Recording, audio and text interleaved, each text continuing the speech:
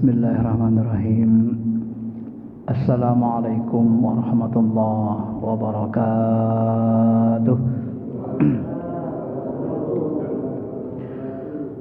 Alhamdulillahi rabbil alamin wa bihi nasta'in ala umurid dunya waddin wal akhirah. Allahumma salli ala sayyidina Muhammadin wa ala alihi wa sahbihi ajma'in, amma ba'd.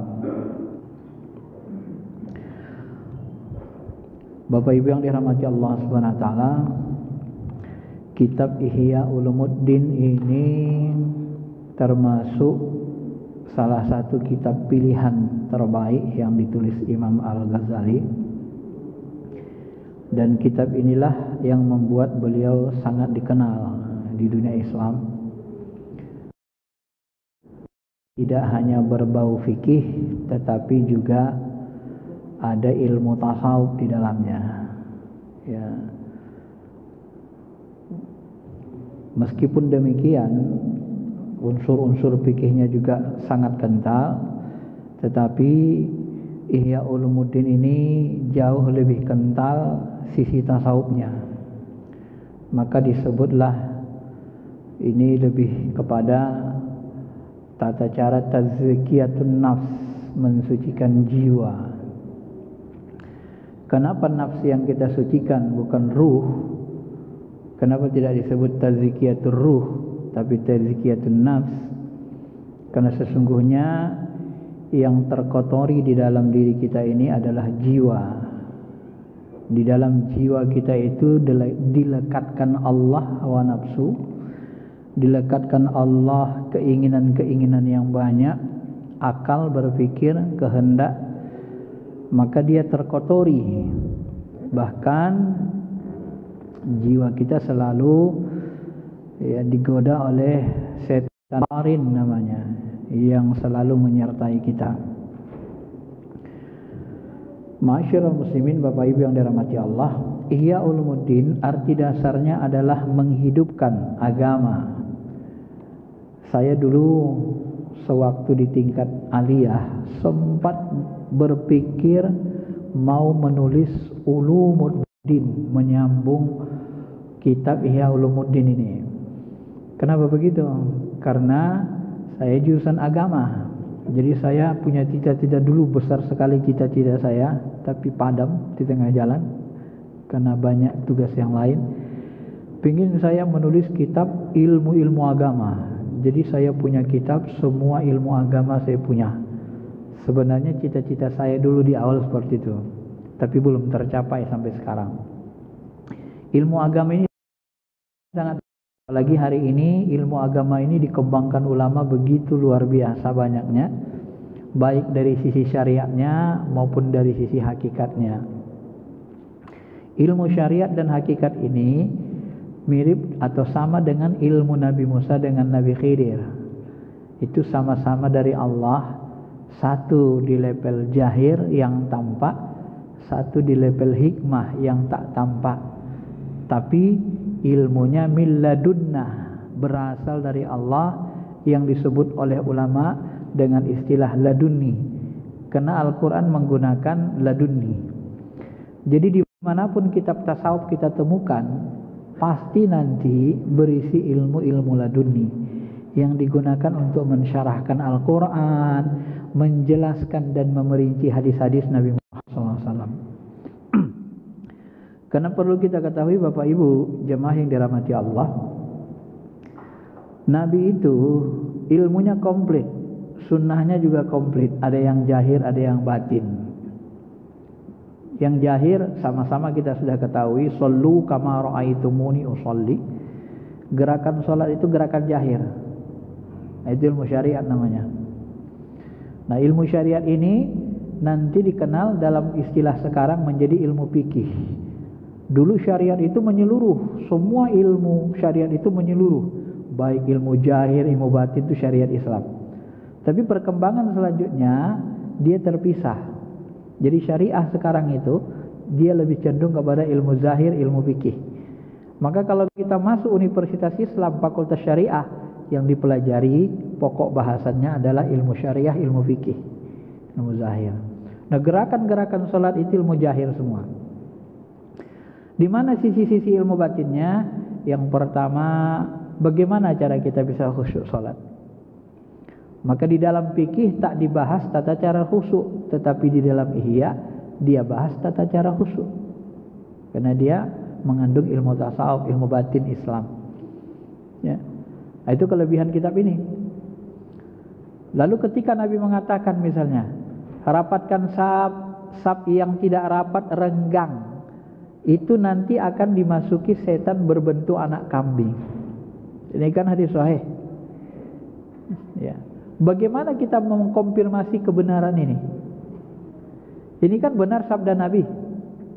Bagaimana kita mengkonfirmasinya? Benar nggak ada setan bentuk anak kambing masuk ke dalam rapat yang tidak sah? Pakai ilmu apa kita mengkonfirmasinya? Tidak bisa kita konfirmasi pakai ilmu. Mengkonfirmasinya harus pakai ilmu ruh. Nah, itulah yang disebut ulama dengan kasyful ghaib.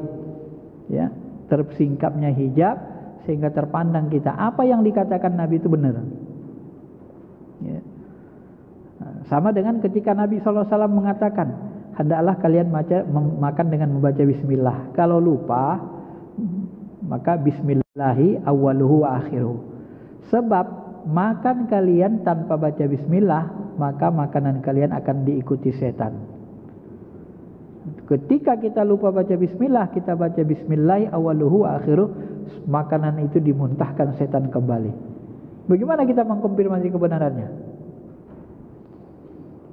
Lalu ketika Nabi juga mengatakan misalnya makanan tulang-tulang itu jangan dibuang, karena tulang-tulang dari ikan yang kamu makan, dari daging yang kamu makan itu adalah makan saudaramu dari kalangan jin Islam. Maka ketika kita makan daging baca bismillah, karena sisanya tulang-tulang itu akan menjadi makanan jin. Bagaimana kita mengkonfirmasi kebenaran itu? Benar enggak tulang itu makanan jin? Kalau tidak pakai ilmu kasyaf. Nah, dari mana Nabi tahu? Ya Nabi melihat. Allah Subhanahu wa taala. Nabi SAW itu memiliki ilmu jahir dan batin, sunnah jahir, sunnah batin. Maka ilmu batin ini sekarang disebut namanya ilmu tasawuf. Ya. Ilmu batin Islam itulah yang disebut dengan istilah tasawuf. Ilmu jahirnya disebut dengan ilmu syariah atau ilmu fikih. Ya. Ma'asyiral muslimin, Bapak Ibu yang dirahmati Allah Subhanahu wa taala. Maka ketika kita belajar ilmu tasawuf, buku-buku tasawuf itu sangat banyak. Ya, banyak sekali. Ya, termasuk ada buku yang paling tuanya. Ya. Kalau Imam Al-Ghazali ini termasuk buku yang, kalau beliau kan di abad 5 Masehi ya, jadi tidak termasuk bukunya yang paling tua. Yang paling tua itu salah satunya Kasyful Mahzub, ya, membuka hijab, itu salah satu buku yang paling tua, buku tasawuf. Nah, ilmu tasawuf ini dirinci oleh ulama berdasarkan Al-Quran, hadis, kemudian dikonfirmasi dengan ilmu laduni atau ilmu kasyaf sebagai penguat. Kenapa? Karena ilmu laduni, ilmu kasyaf itu adalah alat bantu untuk menguatkan keyakinan kita kepada kebenaran Al-Quran dan hadis, Al-Quran dan Sunnah, sehingga kita tidak ragu lagi kepada perkataan Allah dan perkataan Nabi. Maka ilmu kasyaf, ilmu laduni itu tidak boleh menabrak ilmu kenabian, tidak boleh menabrak sunnah. Ya, itu harus diperhatikan. Maka salah satu ulama yang paling berhasil melakukan itu adalah Imam Al-Ghazali. Imam Al-Ghazali ini Bapak Ibu, ini termasuk ulama yang unik. Kenapa dianggap ulama yang unik? Karena beliau ini menguasai banyak bidang ilmu, tidak sama seperti ulama-ulama lain. Ya. Imam Syafi'i walaupun menguasai banyak ilmu, fokusnya di fikih. Kitab terbesarnya yang kita kenal dengan Al-Um, ditulis muridnya, fokusnya ke fikih. Ada nggak beliau menulis ilmu tasawuf? Nggak ada. Karena waktu itu sangat dibutuhkan fikih. Ya, sangat dibutuhkan. Jadi seolah-olah Allah itu membuat sejarah munculnya ilmu-ilmu agama. Di awal-awal terjadi perselisihan khilafah, ya, maka muncul sekte-sekte, pemahaman-pemahaman politik. Nah, tetapi nanti ilmu politik itu baru ditulis oleh Al-Mawardi, ya. Lama nanti baru ditulis, disistematis. Kemudian muncul ilmu kalam, perdebatan. Sahabat ini saling berkelahi, saling bunuh. Siapa yang benar, siapa yang salah, siapa yang kafir, siapa yang beriman. Muncul perdebatan ilmu kalam. Maka lahirlah ilmu kalamnya sesudah Imam Mazhab. Nanti lahir lagi ilmu kalam, ya. Ilmu fikih lahir lebih dulu dari ilmu kalam. Karena ilmu fikih ini sangat dibutuhkan untuk orang beribadah, untuk melaksanakan perintah-perintah Allah dalam ilmu syariat. Nah, setelah ini sempurna Imam Mazhab, masuk ilmu kalam. Lahirlah Imam Asy'ari Al-Maturidi. Tersistematislah ilmu kalam. Nah, setelah tersistematis ilmu kalam, baru nanti lahir ilmu tasawuf, filsafat. Nah, itu masuk dia.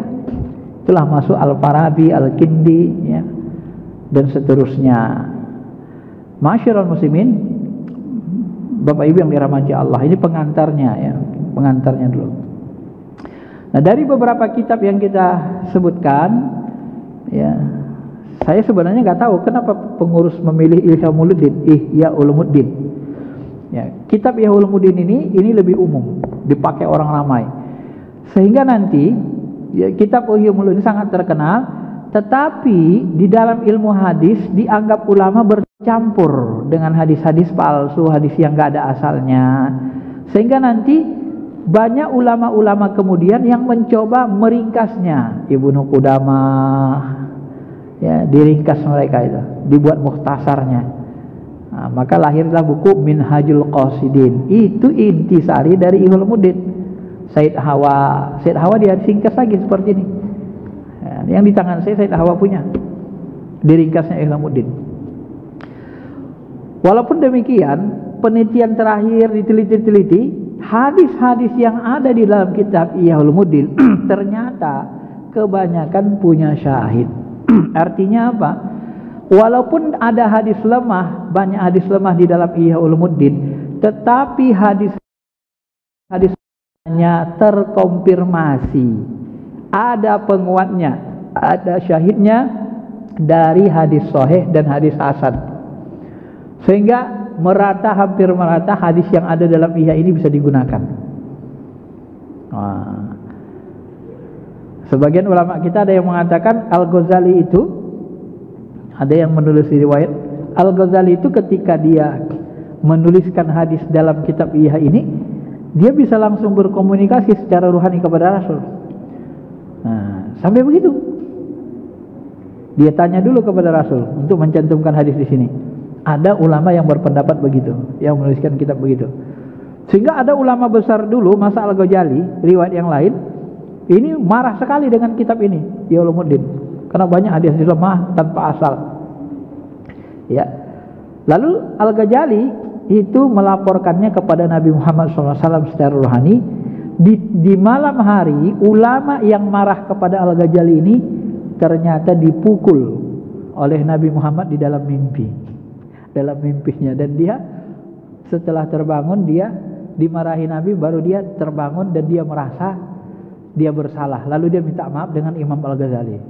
Sampai begitu, Pak, cerita-cerita tentang sufi. Nah, di dalam ilmu tasawuf, cerita-cerita seperti ini sangat biasa. Tetapi di dalam ilmu syariat, cerita seperti ini cenderung seperti dongeng, ya. Cenderung seperti dongeng, mirip dengan cerita Isra Mi'raj.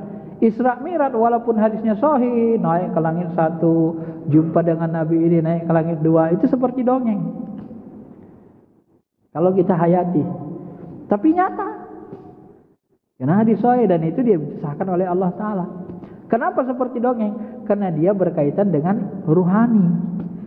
Ya, kalau cerita rohani, ya rohani itu bisa terbang ke sana kemari. Ketika kita mimpi kita itu kan Mimpi kita ceritakan kepada orangnya seperti dongeng cerita. Nah, gitu. Nah, ketika kita masuk ke alam mimpi, sebenarnya kita masuk ke bahagian alam ruh. Nah, maka dari itulah nanti ilmu spiritual ini harus dituntun oleh Al-Quran dan hadis, gitu ya. Masa Al-Ghazali banyak lahir aliran kebatinan. Masa beliau berdekatan dengan Syekh Abdul Qadir Jilani. Syekh Abdul Qadir Jilani pernah mengurai itu banyak sekali aliran sesat kebatinan. Maka oleh itulah Allah utus ulama-ulama besar yang mencocokkan, mensinergikan Al-Quran hadis dengan kebatinan Islam atau tasawuf Islam. Itulah Al-Ghazali dan salah satunya Syekh Abdul Qadir Jilani. Ini salah satu dua tokoh Ahlussunnah wal Jamaah yang mensinergikan, yang meluruskan kebatinan. Karena kebatinan ini banyak sekali, luas sekali, dalam sekali, ya. Karena ilmu Allah itu Bapak Ibu ibarat lautan gak ada tepinya, ibarat lautan gak ada dasarnya. 1 kilometer kita menyelam ke laut, dapatlah kita ilmu 1 kilometer. Zaman berikutnya ada yang sanggup menyelam 2 kilometer, Allah 2 kilometer. Zaman berikutnya dia nyelam ilmu Allah 3 kilometer, dapat dia ilmu 3 kilometer. Makanya secara tauhid, siapa yang membatasi ilmu Allah hanya yang tercantum dalam teks Al-Quran, maka dia sebenarnya sudah salah paham dengan keilmuan Allah, mengkecilkan Allah. Lau kanal bahar midada li kalimati rabbi lanafidal bahr antan pada kalimat rabbi walau ji'na bimislihi madada. Sekiranya tinta di lautan, air di lautan itu menjadi tinta menulis firman Allah, enggak akan habis firman Allah itu, enggak akan habis ilmu Allah itu. Ditambah lagi sebanyak lautan, enggak habis juga. Artinya ilmu Allah Ta'ala itu bukan hanya yang ada dalam Quran. Yang ada dalam Quran itu hanya ilmu pokok. Ada lagi rincinya, ada lagi tafsirnya. Seperti dikatakan Imam Ali, Al-Quran ini ada tafsir jahirnya, ada takwilnya, batinnya. Maka nanti ulama-ulama itu ada yang khusus, warrasikhuna fil ilmi, dan orang-orang yang dalam ilmunya, mereka lah yang mampu melakukan takwil, ya. Sedangkan ulama syariat, mereka tidak mampu melakukan takwil. Nah, maka ketika Nabi Musa dengan Nabi Khidir misalnya bertemu, ya, Nabi Musa menganggap dirinya orang yang paling pintar. Lalu kata Allah, masih ada yang lebih pintar dari kamu, lebih berilmu. Itu seorang pemuda, jumpai. Setelah ketemu, Nabi Khidir membawa Nabi Musa berjalan. Begitu ketemu sampan perahu, dibolonginya perahunya, ditenggelamkannya, tenggelam. Lalu Nabi Musa kaget, kok kamu orang cari nafkah, kamu tenggelamkan perahunya? Apa kamu pingin dia tenggelam? Nah, Nabi Musa punya ilmu syariat, tidak sampai ilmunya ke ilmu Nabi Khidir. Maka Nabi Khidir katakan, kamu gak akan bisa ngikutin aku. Bagaimana kamu bisa bersabar sementara engkau tidak diberi ilmu yang aku diberi Allah? Ilmu yang diberi kepada Nabi Khidir, ilmu hakikat. Nah, ketika dia melihat seperti itu, dia anggap itu satu kemungkaran. Kenapa? Karena dia tidak paham endingnya, tidak paham hikmahnya. Kenapa tidak paham? Karena Allah tidak beri dia ilmu itu. Khidir diberi. Jadi setelah dijelaskan Nabi Khidir, ini kalau dibiarkan mereka di perahunya, mereka ngambil ikan, dapat udang, nelayan. Nanti setelah mereka dapat penuh kapalnya nih, di depan sana itu ada raja yang merampoknya, ngambil semua. Ya daripada mereka capek-capek kerja, mending ini ditenggelamkan supaya mereka mencari pekerjaan lain. Daripada habis waktu, capek-capek dirampok raja zalim. Nah, setelah dijelaskan ini ilmunya kepada Nabi Musa, barulah Nabi Musa paham. Sebelumnya Nabi Musa tidak paham, karena dia tidak diberi ilmu itu. Nah, maka Nabi Khidir ketika menjelaskan 3 hal itu yang seolah-olah awalnya bertentangan dengan syariat, dia mengatakan, sesungguhnya aku berbuat yang 3 hal ini, itu sebenarnya itu adalah ilmu yang diberikan Allah. Jadi Nabi Khidir berbuat atas perintah Allah. Cuma dia berbuat berdasarkan ilmu hakikat. Maka ilmu hakikat itu kalau kita gali syariat, kalau kita gali teks Al-Quran, nanti ketemu kita makna batinnya. Al-Quran itu tidak hanya mengandung makna zahir, ada makna batinnya lagi, kata Imam Ali. Siapa yang bisa mengoreknya? Ya ahlinya, tidak semua orang. Maka ulama itu bertingkat-tingkat, bermacam-macam, gitu ya. Ma'asyiral muslimin, Bapak Ibu yang dirahmati Allah. Jadi Al-Ghazali ini termasuk ulama yang mahir fikih Syafi'i, jago filsafat, jago debat. Maka yang terkenal kitabnya itu Tahafut Falasifah. Dia debat dengan Ibn Rushdi, kesesatan, kekacau balauan cara berpikir orang-orang filsafat. Sampai dia katakan ada 3 yang menyebabkan orang filsafat kafir. Apa itu? Dalam Tahafut Falasifah dia sebut, pertama, mereka ini adanya azab kubur, siksa kubur. Ini kafir. Yang kedua, mereka mengakui alam ini abadi, tidak hancur binasa. Kafir. Yang ketiga, mereka meyakini Allah tidak mengetahui hal-hal yang rinci. Padahal Allah wa ma tasqutu min waraqatin illa ya'lamuha. Yang kecil-kecil yang seberat biji zarah pun dipandang Allah dalam liputan zatnya, dalam pandangannya, dalam liputan ilmunya. Nah, ketika orang filsafat mengatakan begini, berkeyakinan Allah tidak mengetahui yang rinci, kafir. Jadi 3 hal ini menyebab kafir. Nah, maka diluruskannya filsafat, diluruskannya ilmu kalam, fikihnya, lalu diluruskannya qalbunya. Jadi dia termasuk orang yang dalam keadaan pusing, bingung, walaupun pintar, cerdas, tapi dalam kebingungan, masih dalam pencarian. Walaupun dia menjadi rektor Darul Ulum di Baghdad. Darul Ulum itu termasuk universitas yang paling terkenal masa itu di Baghdad. Baghdad itu kan pusat ilmu. Ya, kalau di Indonesia mungkin ya UIN Jakarta atau UIN Jogja, universitas Islam yang paling besar misalnya, gitu kan. Nah, dia rektornya Al-Ghazali itu. Jadi memang mumpuni di masanya, bukan orang biasa dia. Kalau ada orang menyesatkan Al-Ghazali, sebenarnya dia kurang memahami Al-Ghazali. Dia mengetahui usul fikih, maka dia punya kitab usul fikih. Ya, dialah yang mengumpulkan teori maslahat. Nah, kemudian teori maslahat ini nanti dijelaskan Imam Asy-Syatibi, Imam Madinah, orang Madinah, Maliki. Dijelaskannya lagi teori maslahah, daruriyah, menjaga jiwa, menjaga agama, jiwa, harta, nasal, akal. Itu teorinya awalnya dari Imam Al-Ghazali. Asy-Syatibi belakangan baru dia rinci lagi. Tapi teori dasarnya dari Al-Ghazali yang mencetuskannya. Nah, memang dia benar-benar ahli, ya. Walaupun nanti ada orang hadis mengatakan dia enggak ahli hadis, banyak hadisnya enggak ditakhrijnya. Karena dia punya ilmu rohani yang menurut sebagian ulama dia bisa berkomunikasi langsung kepada ruhani Rasulullah SAW, sehingga hadis-hadis yang dia tulis dalam Ihya Ulumuddin itu ditanyakannya juga kepada baginda Rasulullah SAW. Boleh enggak ini dimasukkan? Ketika Nabi membolehkan secara rohani, dibolehkan. Nah, yang ini sangat sulit dipercaya kalau kita tidak dalam ilmu tasawuf. Termasuk Al-Ghazali, sebelum dia belajar tasawuf, begitu dia sholat jadi imam, setelah sholat jadi imam, di belakangnya tadi makmumnya ada adiknya atau saudaranya, namanya Ahmad.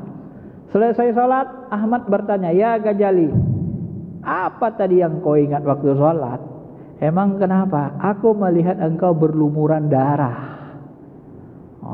Terkejut dia. "Iya. Apalagi apa masih ada lagi wahyu sekarang?" "Enggak.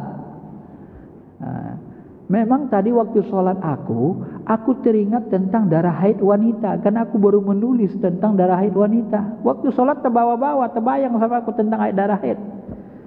Lagi dibacanya Quran pun terganggu pikirannya, teringat darah haid, maka terlihatlah secara rohani dia berlumuran darah sama Ahmad saudaranya. Maka kaget dia. Apalagi masih ada wahyu sekarang? Tidak ada. Wahyu sudah tidak ada. Maka disitulah dia mulai belajar tasawuf. Dan dia belajar tasawuf. Orang-orang dulu Pak, ulama dulu kalau belajar serius, ditinggalkannya jabatan rektornya, ya, ditinggalkannya anak istrinya, dibiayainya, baru dia pergi ke sebuah masjid. Iktikaf dia di masjid itu. Berapa tahun dia iktikaf, nggak mau dia keluar lihat orang, di masjid aja, bersihkan rohani sampai bersih betul-betul bersih hatinya rasanya. Sampai begitu Pak. Kalau bahasa kita kayak Nabi tahadus di Gua Hiro aja, nggak keluar-keluar. Nah, kalau dia di masjid aja, nggak mau keluar-keluar, ya, nggak mau banyak ngomong sama orang, betul-betul ke Allah saja dididiknya aja, sampai betul-betul bersih. Nah, sampailah nanti dia terbuka hijab, sehingga Al-Ghazali itu punya ilmu tasawuf yang sangat dalam, sehingga nanti dia menulis buku namanya Mishkat Anwar. Itu bahagian dari ilmu ma'rifat yang sangat tinggi juga, Mishkat Anwar itu. Di situ dijelaskan dengan rinci. Jadi memang Al-Ghazali luar biasa. Dan setelah dia menjalani hidup seperti itu, apa dia katakan? Dia tulislah buku kecil namanya Al-Munkit Minad Dolal. Dia cerita sejarah hidupnya, bagaimana dia menjadi rektor, dia berdebat dengan orang ahli filsafat, ahli kalam, semuanya ku hantam ya. Tetapi aku berdebat kepada mereka itu ingin menunjukkan aku hebat, ria. Nah, setelah aku melalui perjalanan sesat ini, aku masuk dunia tasawuf. Setelah aku bersihkan hati, maka aku menjadi seorang yang hanya melihat Allah Ta'ala. Kembali setelah ujrah beberapa tahun, dipaksa lagi. Kalau nggak mau kau jadi rektor lagi Darul Ulum, anak istrimu dipenjara semua, kata Sultan. Dipaksa. Akhirnya dia jadi rektor kembali. Apa beda aku rektor dahulu sebelum belajar tasawuf dengan rektor sekarang? Dijelaskannya di Munkit Minad Dalal. Dulu aku berdebat dengan ilmu untuk menunjukkan, dengan takabur menunjukkan aku pintar. Tapi sekarang aku tidak lagi seperti itu. Ya, apa yang kulakukan, aku hanya memandang Allah Ta'ala. Itulah perbedaannya katanya. Setelah dia membersihkan dirinya, maka jalan lurus yang perlu diketahui, jalan kenabian itu adalah dunia tasawuf, dunia spiritual. Inilah jalan kebeningan, kebersihan hati katanya. Nah, itulah perjalanan dia, dan pengalaman dia ini dia curahkan di dalam kitab yang kecil sekali, Al-Munkit Minad Dolal, membebaskan diri dari kesesatan. Jadi walaupun dia pintar dulu, dianggap sesat. Walaupun dia bisa berhujah dengan orang-orang filsafat, orang ahli kalam, diruntuh, tapi dia masih rianya masih tinggi. Ingin dilihat manusia, dikatakan hebat, wah pintar begitu Pak. Tapi setelah dia bersihkan hati, yang seperti itu tidak ada lagi, tak terpikir lagi dia. Itu kelebihannya katanya. Nah, barulah nanti dia tulis kitab Ihya'ul Muddin ini di dalam perjalanan hidup menapaki jalan tasawuf, jalan sufi. Ya, ada yang mengatakan, tapi riwayatnya ini tidak ada dalam ensiklopedia Departemen Agama. Riwayatnya ini termasuk riwayat yang janggal, jarang-jarang terdengar. Ya, kalau orang-orang sebelah mengatakan Al-Ghazali itu waktu mau meninggal, dia pegang hadis sahih katanya, kitab hadis sahih Bukhari di dadanya. Dia taubat katanya. Padahal ya, riwayat tentang Al-Ghazali mau meninggal, dia itu sudah disiapkannya kapannya. Nah, itu yang paling banyak meriwayatkan Pak. Disiapkannya kain kapannya, disiapkannya semuanya, alat-alatnya gitu kan. Aku nanti meninggal jam sekian gitu. Disebutkannya jamnya, harinya, waktunya tepat. Nah, ini kalian apakan ya, siapkan. Yang itu yang ada. Maka nanti orang-orang spiritual tinggi rata-rata nanti ada pengetahuan seperti itu, ada tanda-tanda kematian. Maka di dalam Al-Quran, idza hadara ahadukumul maut intarakanil wasiyati lil walidain, jika sudah datang tanda-tanda kematian kepada kamu, berwasiatlah. Artinya apa? Kalau kita mau meninggal, ada tandanya sama kita Pak, maka disuruh kita nulis wasiat. Nah, cuman ayat ini tidak dibongkar oleh banyak ulama, tidak diajarkan. Kalau di dalam tasawuf kita diajarkan 40 hari sebelum meninggal ada tandanya, seminggu sebelum meninggal ada tandanya, 1 hari sebelum meninggal ada tandanya. Nah, kalau kita belajar ya, di dalam tarikat ilmu spiritual tasawuf, nanti ketemu itu ilmunya. Kalau kita mendalami lebih dalam, maka orang-orang tasawuf itu sebenarnya diberikan isyarat. Karena kalau kita mau dipanggil Allah Subhanahu wa taala diberikan tanda-tanda, alamat, tanda-tandanya.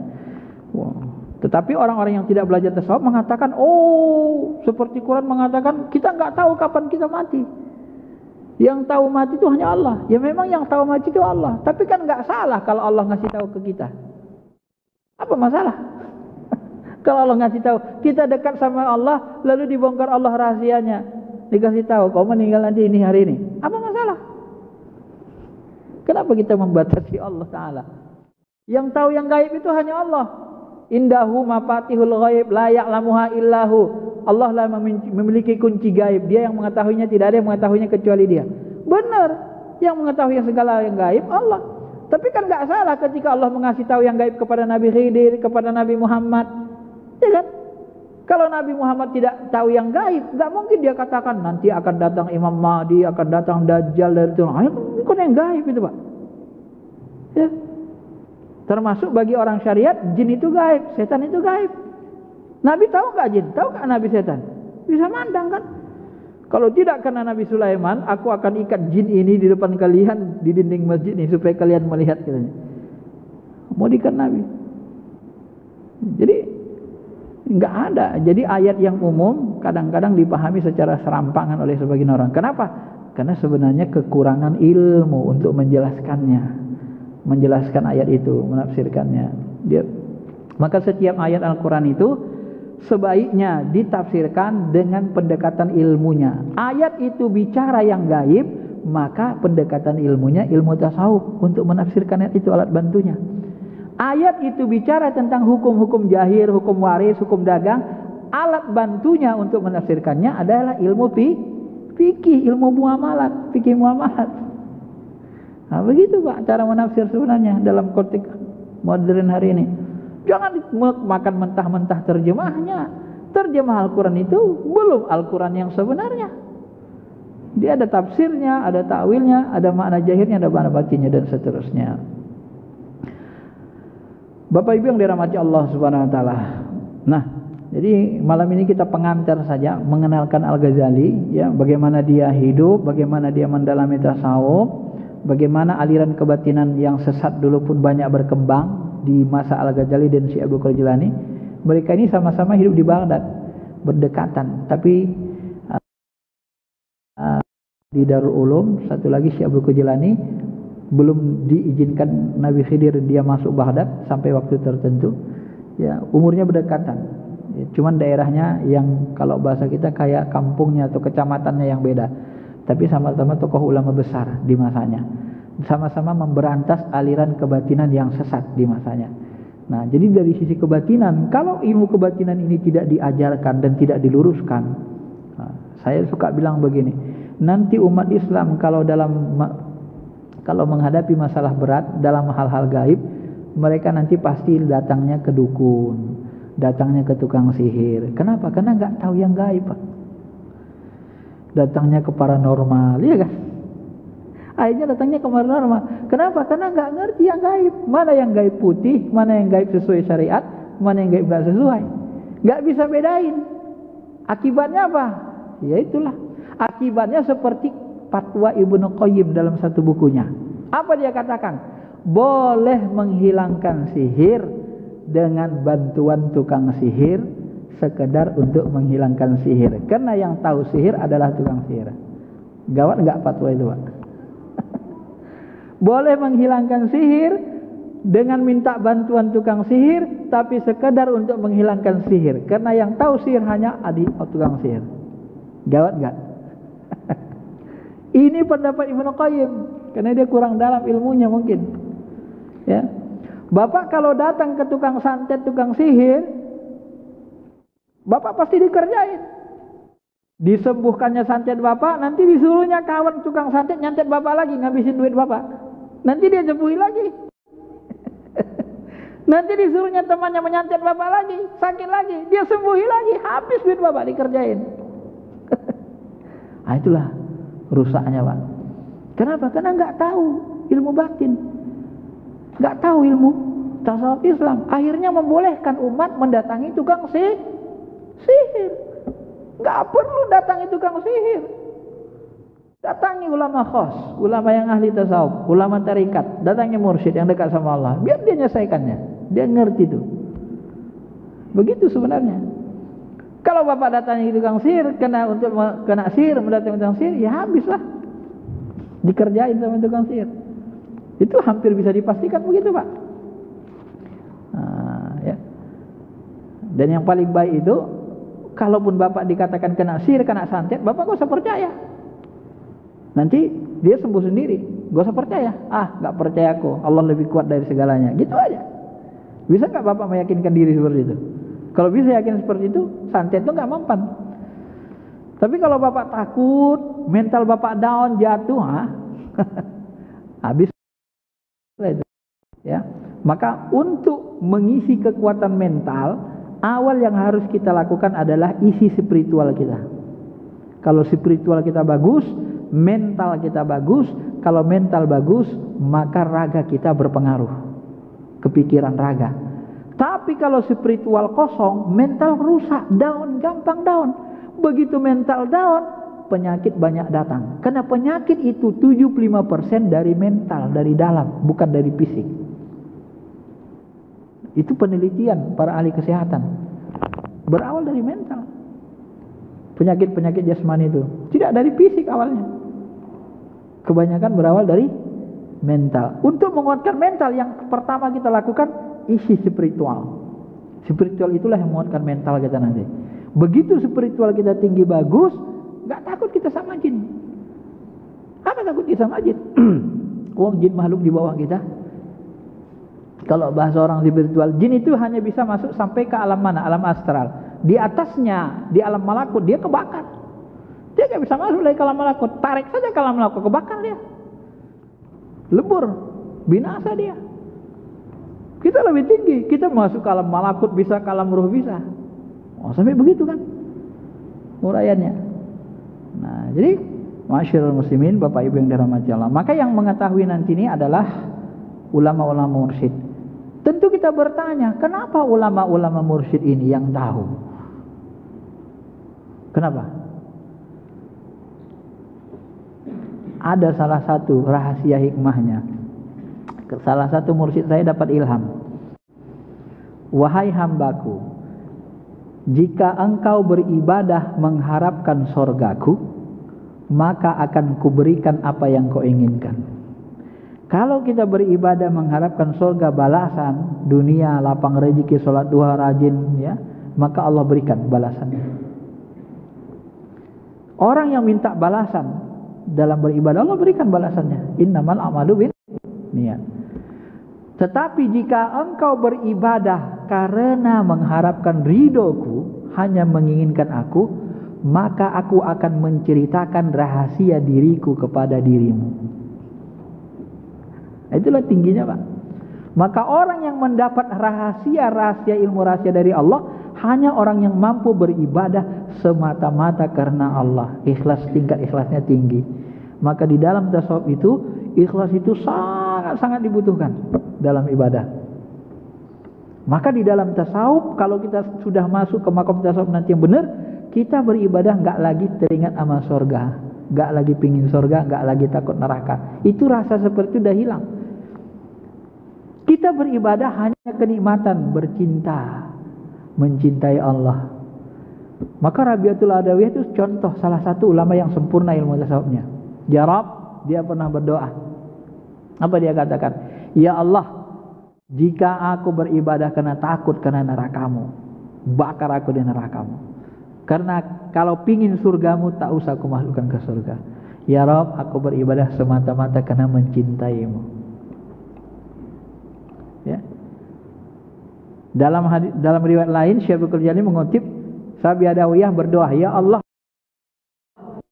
jatah rezeki di dunia ini, memiliki jatah rezeki harta benda di dunia ini, kasihlah sama orang kafir. Kalau aku punya jatah pahala dari amal-amal ibadahku, berikanlah kepada orang beriman. Ya, kalau aku punya jatah surga, karena beramal-amal ini ada jatah surgaku kau berikan, ada jatah pahalaku, kasih semuanya sama orang beriman. Karena aku tidak menginginkan itu. Ya Allah, aku beribadah hanya menginginkan Engkau dan selalu bersamamu. Itu sufi yang paling sempurna. Ibadah juga Pak, tapi kolbunya yang berbeda, isinya yang beda. Rajin ke masjid, tapi kolbunya yang beda, isinya yang beda. Ya, karena tidak ada lagi iming-iming surga, tidak ada lagi iming neraka. Orang yang sudah sampai ke makam cinta tidak ada lagi itu Pak. Itu yang ditakut-takuti dengan hukuman dan diiming-imingi dengan balasan, itu orang yang ikhlasnya belum tinggi. Ya sama seperti kerja. Orang yang kerjanya tidak betul ikhlas, dia akan lihat gajinya kan. Tapi kalau orang yang benar-benar ikhlas, dia nggak peduli. Mau berapa digaji bosnya, ya aku bantu bos, dia bosnya ayahnya. Udah barang berapa aja, ya berapa aja Pak, terserah. Oh, itu ikhlasnya tingkat tinggi. Itulah sufi sebenarnya. Tapi kalau orang yang sifatnya pedagang, kenapa disebut iming-iming? Karena banyak masyarakat pedagang dari kalangan sahabat. Karena kalangan sahabat tidak semuanya orang yang spiritual tinggi. Sahabat lalu tingkat. Ya, ada yang awam, ada yang tengah, ada yang tinggi. Nah, gitu. Oke, sekira itu saja pengantarnya Bapak Ibu yang dirahmati Allah. Ya, tentang ilmu tasawuf ini. Mudah-mudahan nanti bulan depan kita lanjutkan ke bab pertama, ya, tentang adab mengajarkan ilmu. Nah, di awal ini penting kita jelaskan betapa pentingnya sebenarnya kedudukan ilmu tasawuf ini untuk menapaki jalan rohani. Seandainya kita tahu sebenarnya ilmu rohani ini seperti intan permata dalam kehidupan ini, tetapi banyak orang yang tidak tahu sehingga mereka merasa kadang-kadang ilmu tasawuf itu kurang berharga. Padahal tanpa ilmu ini, pengalaman Al-Ghazali sudah dibuktikannya. Tanpa ilmu ini kita nanti sulit untuk sebenar-benar ikhlas kepada Allah Subhanahu wa taala. Sulit untuk mencakup makom yang paling tinggi di sisi Allah Subhanahu wa taala. Dan orang yang paling tinggi sisinya, yang paling baik itu Wais Al-Qarni. Ternyata Wais Al-Qarni itu adalah yang tasawufnya sangat tinggi sekali. Bukan orang-orang yang syariatnya jago, hebat, jago baca kitab, tidak seperti itu. Ternyata orang yang bening ruhaninya seperti Wais Al-Qarni yang terkenal di langit, khairat tabi'in, sebaik-baik tabi'in. Kan unik kan? Nah, itu yang diagungkan orang tasawuf, tapi tidak diagungkan orang syariat. Wais Al-Qarni orang syariat tidak mengagungkannya karena dia tidak punya kitab tebal-tebal. Tapi orang ruhani, karena mereka mengetahui ketinggian kualitas rohani, kebeningan rohani Wais Al-Qarni, mereka mengagungkan Wais Al-Qarni. Orang tasawuf, tapi orang syariat jarang menceritakan Wais Al-Qarni, jarang-jarang. Kenapa? Karena mereka memang tidak kesana ilmunya, ya. Oke, sekiranya saja. Terima kasih. Assalamualaikum warahmatullahi wabarakatuh.